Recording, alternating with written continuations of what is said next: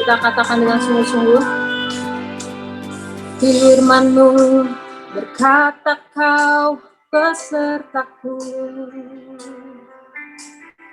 maka kuat roh dan jiwaku.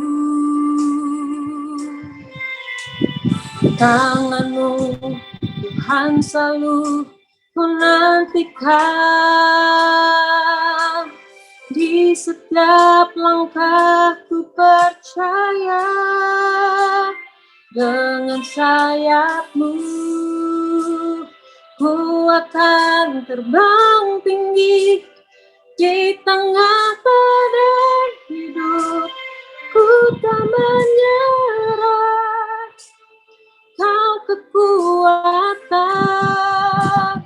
dan perlindungan bagiku,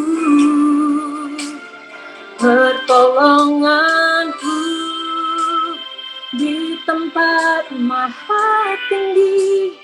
Ku mengangkat tanganku, aku berserah, Kau ku nantikan, Kau yang ku sembah, Yesusku, Rajaku. Firman-Mu berkata Kau besertaku. Firman-Mu berkata Kau besertaku, maka kuat roh dan jiwaku. Tangan-Mu Tuhan selalu, tangan-Mu Tuhan selalu ku nantikan, di setiap langkahku percaya, dengan sayap-Mu, dengan sayap-Mu ku akan terbang tinggi di tengah badai hidup. Ku tak menyerah, Kau kekuatan dan perlindungan bagiku, pertolonganku, pertolonganku di tempat maha tinggi.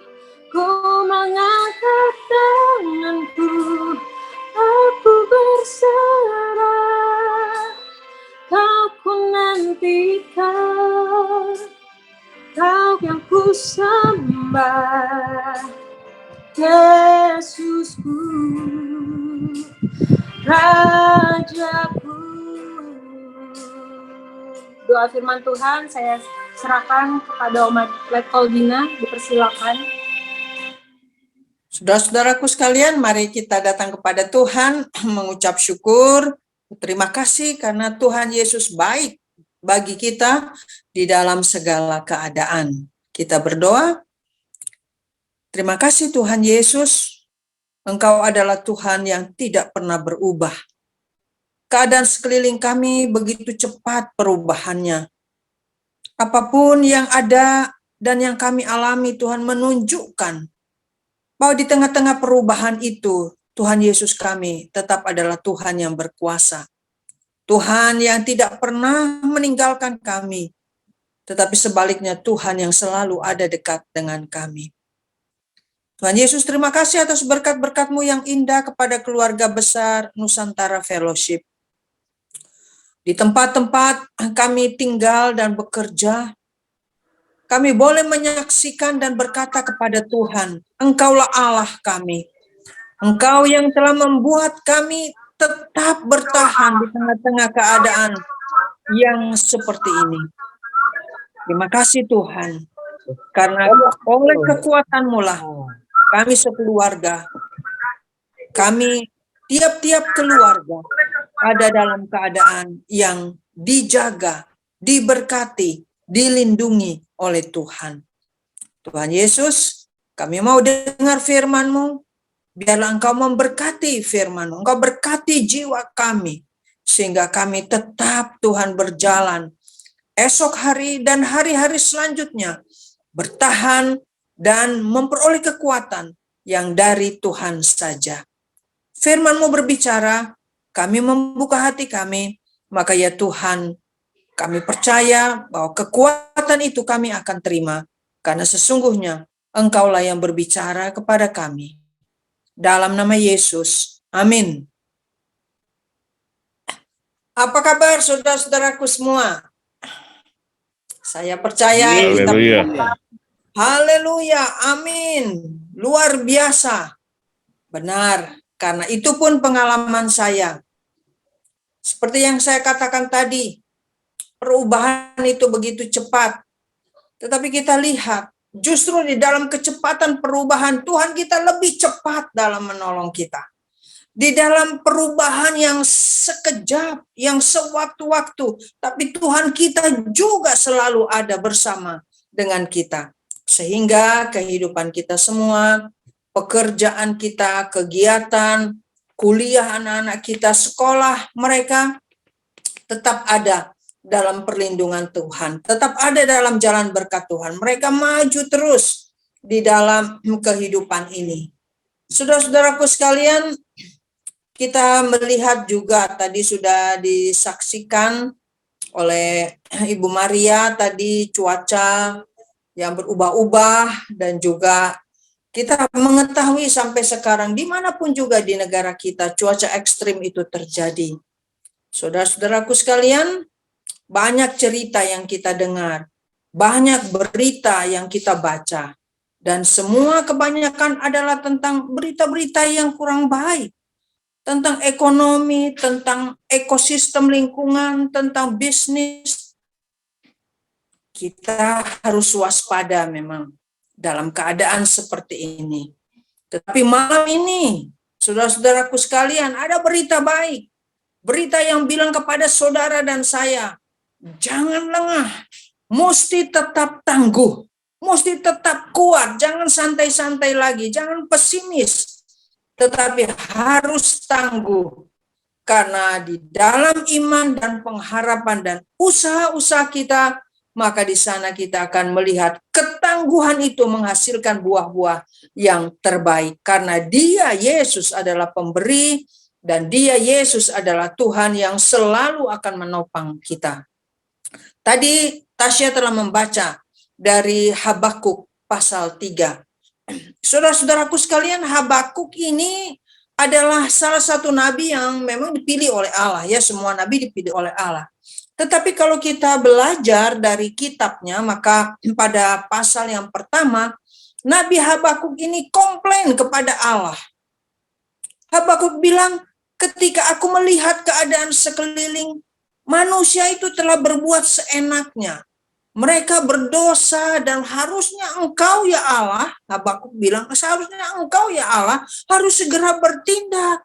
Tapi kenapa Engkau diam saja, tidak melakukan apa-apa, dan tampaknya tidak peduli?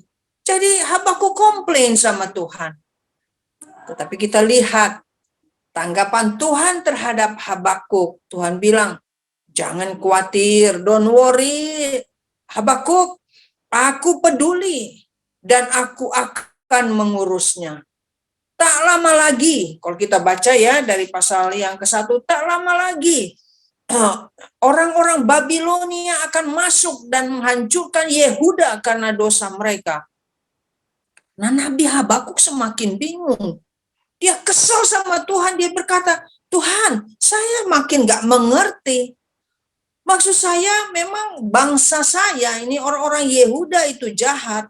Tetapi Tuhan menggunakan orang-orang Babilonia.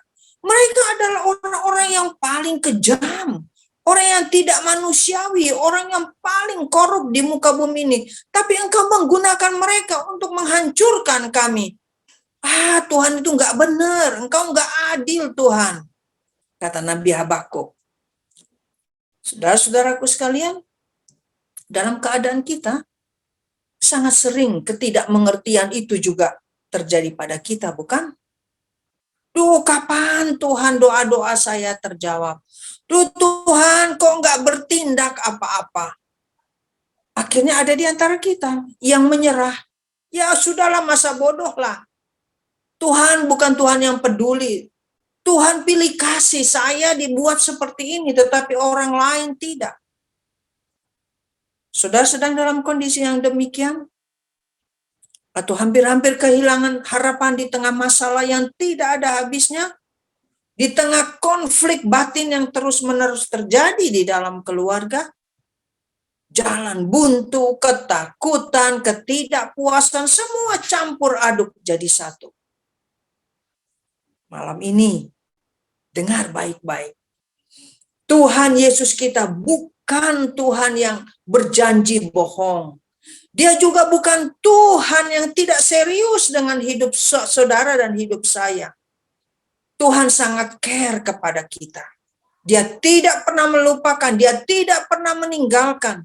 Sebab dia adalah penjaga Israel yang tidak pernah tertidur, juga tidak pernah terlelap. Nabi Habakuk akhirnya menyadari. Dan dirinya juga sendiri berubah ketika dia mulai merefleksi, ketika dia mulai flashback apa yang pernah terjadi di dalam hidupnya dan di dalam bangsanya. Habakuk akhirnya memahami bahwa janji-janji Tuhan itu ya dan amin. Itu sebabnya Nabi Habakuk kemudian menulis 2 ayat ini. Ayat yang ke-17 dan ayat yang ke-18.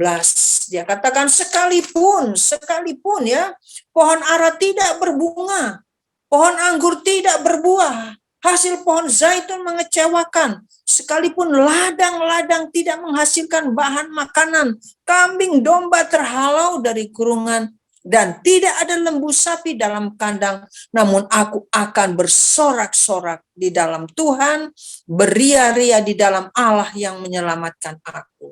Nah, kita tahu bangsa Israel itu adalah bangsa agraris. Sama seperti kita, yang kehidupannya itu bergantung kepada hasil alam. Dan Nabi Habakuk paham benar. Bagaimana seandainya pohon ara tidak berbunga, seandainya pohon anggur tidak berbuah, seandainya hasil pohon zaitun mengecewakan, sementara itu adalah bahan makanan utama mereka. Hasil ladang tidak jadi, kambing domba dikatakan terhalau, tidak ada lagi.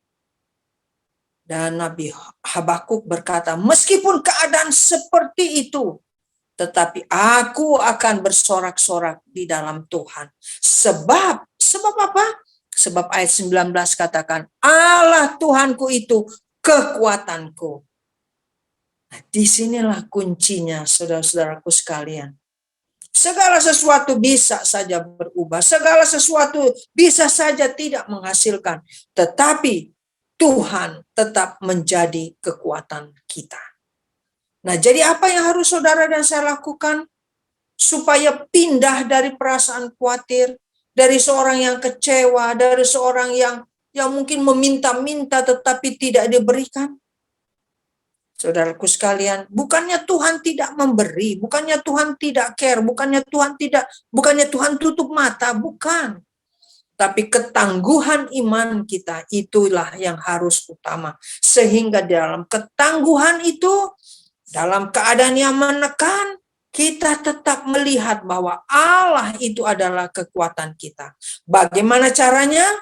Yang pertama, saudara-saudaraku sekalian, ingatlah apa yang Tuhan sudah lakukan kepada saudara, kepada kita. Ingat apa yang Tuhan sudah lakukan kepada saudara dan kepada saya. Jangan hanya ingat keadaan sekarang yang menekan, jangan hanya ingat kepada keadaan sekarang yang gagal, keadaan sekeliling yang seolah-olah tidak memberikan hari esok kepada kita. Tetapi ingat apa yang Tuhan sudah lakukan kepada saudara dan kepada saya. Pada pasal 3 ayat yang kedua, Tuhan berkata, Nabi Habakuk menulis, Tuhan, telah ku dengar kabar tentang engkau dan pekerjaanmu ya Tuhan, ku takuti. Hidupkanlah itu dalam lintasan tahun. Hidupkanlah itu dalam lintasan tahun. Artinya apa?